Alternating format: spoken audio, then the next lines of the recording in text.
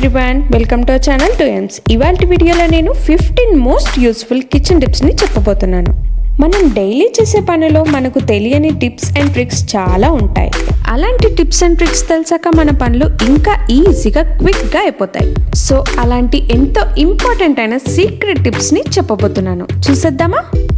So tip number 1, అప్పుడప్పుడు మనం వడియాల్ని వేయించుకుంటాం, అలాగే డీప్ ఫ్రై చేసుకుంటూ ఉంటాము. సో అలా డీప్ ఫ్రై చేసుకుంటున్నప్పుడు నూనె పీల్చకుండా ఉండాలంటే దాంట్లోకి 1/2 టీ స్పూన్ ఉప్పును వేసి ఒకసారి కలుపుకొని మీ ఇష్టం వచ్చిన డీప్ ఫ్రైస్ని చేసుకోవచ్చు.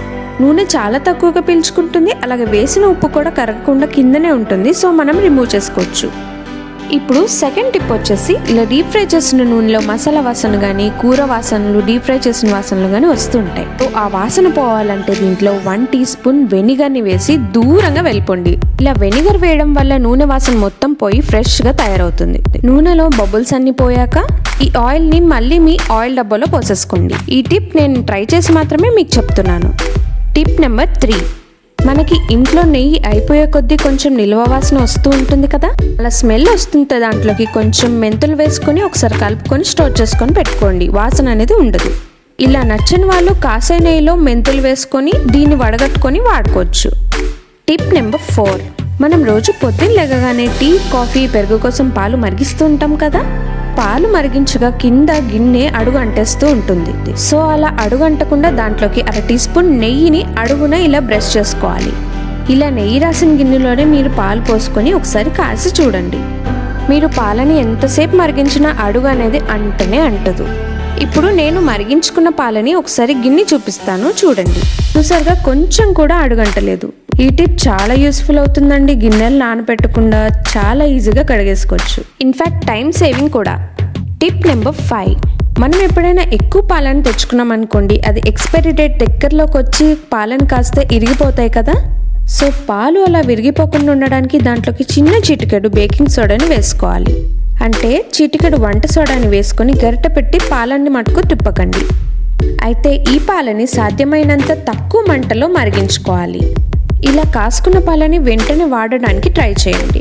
ఈ టిప్ మా అత్తగారు నాకు చెప్పారండి. నేను చాలాసార్లు ఈ టిప్ని ట్రై చేశాను. టిప్ నెంబర్ 6, మనం ఎప్పుడైనా గిన్నె నిండా పాలు కాసినప్పుడు అవి పొంగిపోతాయేమోనని టెన్షన్ పడుతూ ఉంటాం కదా. అలా టెన్షన్ పడకుండానే ఈ చిన్న టిప్ని యూజ్ చేయండి. సో పాల గిన్నె చుట్టూ ఇంకా అంచుల లోపలికి కూడా ఇలా లైట్గా ఆయిల్ని అప్లై చేసుకొని పాలని కాయండి. అవి ఖచ్చితంగా పొంగవు. సో నేను కాసిన పాలకు చూడండి, ఇలా అంచుల వరకు మీగడ వచ్చి అలా పొంగకుండా ఆగిపోయింది. సో దీనికి బదులుగా ఇంకొక టిప్ ఏంటంటే, ఒక చెక్క స్పూన్ని ఇలా గిన్నెకి అడ్డంగా పెడితే కూడా పాలు పొంగవు. టిప్ నెంబర్ 7, మనకు అప్పుడప్పుడు బొంబాయి రవ్వలో కానీ, ఇడ్లీ రవ్వలో కానీ, బన్సీ రవ్వ, ఉప్మా రవ్వ, ఎలాంటి రవ్వల్లో అయినా ఒకసారి ముక్క పురుగు పట్టొచ్చు.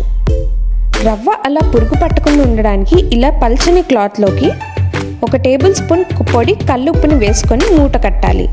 మళ్ళీ చెప్తున్నానండి, పొడి కల్లుప్పుని మాత్రమే వాడాలి.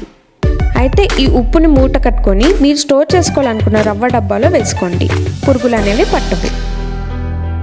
టిప్ నెంబర్ 8, మనం రోజు వెల్లుల్లిపాయలు ఒలుస్తూ ఉంటాము, ఉల్లిపాయలు కూడా కట్ చేస్తూ ఉంటాము. అయితే కట్ చేసిన తర్వాత అదొక రకమైన బ్యాడ్ స్మెల్ వస్తూ ఉంటుంది.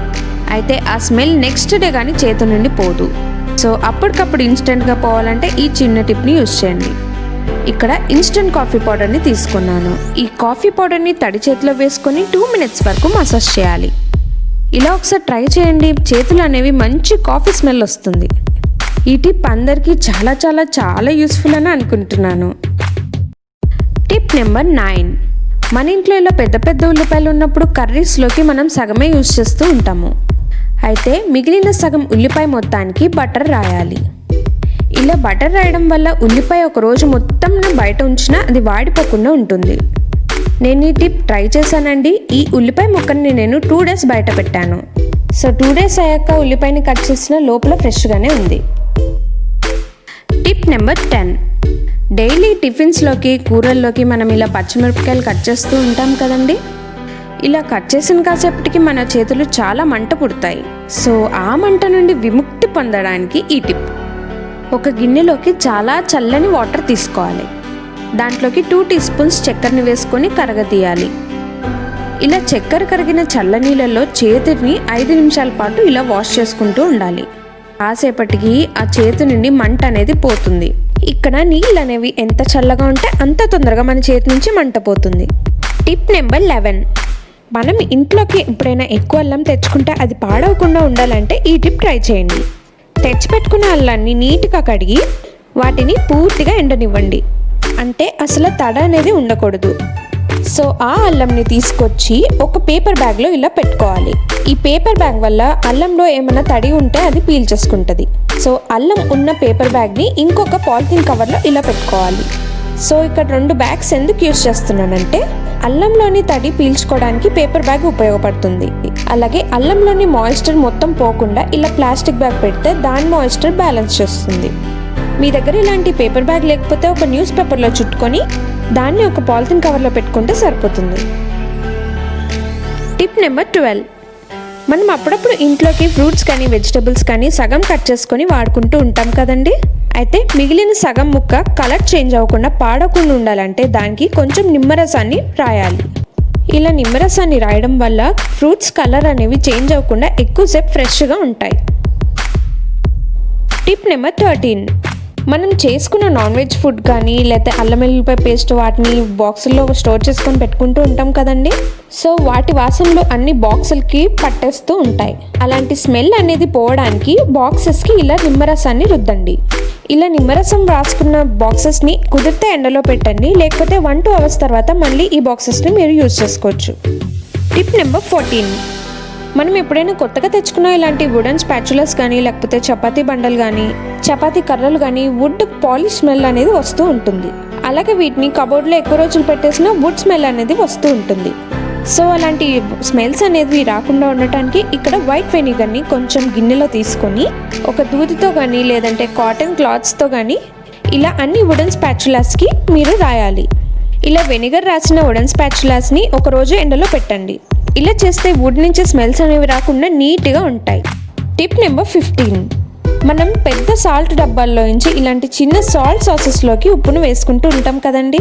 అయితే ఈ ఉప్పు కిచెన్ అట్మాస్ఫియర్ వల్ల లేకపోతే వెదర్ చేంజెస్ వల్ల కానీ ఉప్పు తడిగా అవుతూ ఉంటుంది లోపల.